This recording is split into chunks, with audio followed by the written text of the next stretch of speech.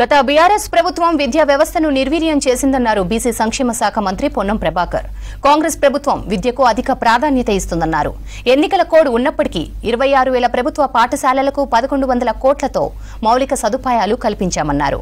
హైదరాబాద్ అలియాలోని ప్రభుత్వ model high స్కూల్లో బడిబాట కార్యక్రమంలో పొన్నం గోషామహల్ ఎమ్మెల్యే రాజాసింగ్ పాల్గొన్నారు. మెగా డిఎస్సీ ద్వారా ఖాళీగా ఉన్న ఉపాధ్యాయ పోస్టులను భర్తీ చేస్తామన్నారు. విద్యార్థులకు ఉచిత పాఠ్య పుస్తకాలు, యూనిఫామ్ల పంపిణీ చేశారు మంత్రి. ఇక ప్రైవేట్ పాఠశాలలకు దీటుగా అలియా పాఠశాల ఉందన్నారు ఎమ్మెల్యే రాజాసింగ్. గోషామహల్ నియోజకవర్గంలో ఉన్న అన్ని పాఠశాలలను అలియా పాఠశాలలా తీర్చిదిద్దాలని ప్రభుత్వాన్ని కోరారు రాజాసింగ్.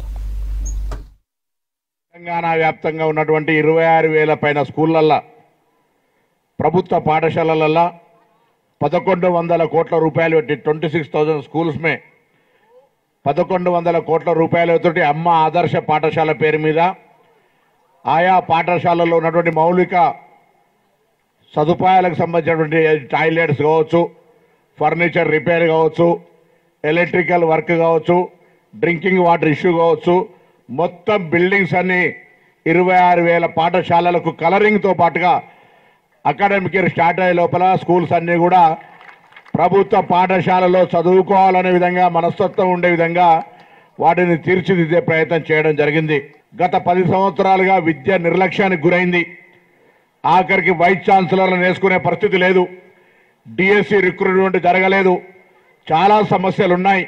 అటువంటి వాటిని ఒకే రోజు అధిగమించలేము, కానీ తప్పకుండా విశ్వాసం కలగజేస్తా ఉన్నాం.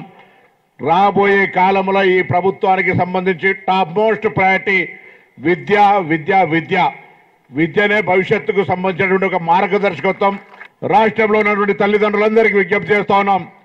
ప్రభుత్వ పాఠశాలలో క్వాలిఫైడ్ టీచర్లు వాళ్లకు పోటీ పరీక్షలు నిర్వహించి ఉన్నత విద్యలు చదువుకున్నటువంటి వాళ్ళతోటి రిక్రూట్మెంట్ చేయడం జరుగుతూ ఉంది.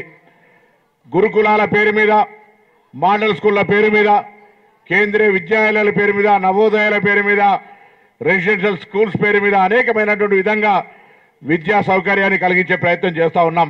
ఇది 1872 స్కూల్ 142 ఏళ్ళు అయింది. ఇంత పెద్ద చరిత్ర స్కూల్.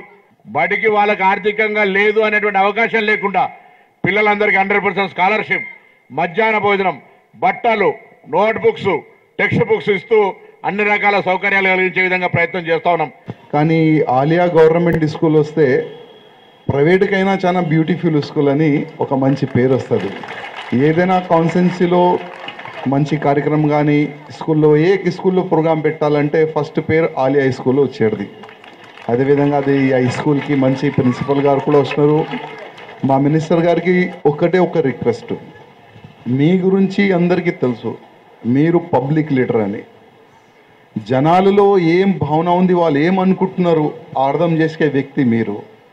మేము కూడా మా నియోజకవర్గంలో ఎన్ని స్కూళ్ళని ఆలియా స్కూల్ లాగా ప్రతి ఒక్క స్కూల్ డెవలప్ చేయాలని మా మనసులో ఉంది. కానీ వితౌట్ గవర్నమెంట్ సపోర్టు ఏం చేయలేము. మేము పోతాం, స్కూల్ పోతాం, అక్కడ ఉన్న ప్రాబ్లం రాసుకుంటాం, లెటర్ పరంగా కలెక్టర్ గారికి ఇస్తాం. అది పెండింగ్ గతంలో అయ్యేది. కానీ ఇప్పుడు కొత్త తెలంగాణ వచ్చిన తర్వాత కొత్త గవర్నమెంట్ ఎన్ని ఇబ్బందులు ఉన్నాయి అది కూడా మాకు తెలుసు. కానీ డెవలప్మెంట్ పరంగా పూర్తి సహకారం మాది ఉంటుంది. మీ ఆశీర్వాదం కూడా మా గోషామహల్లో ఉండాలి. ప్రతి ఒక్క స్కూల్ పైన మీ ఆశీర్వాదం ఉండాలి.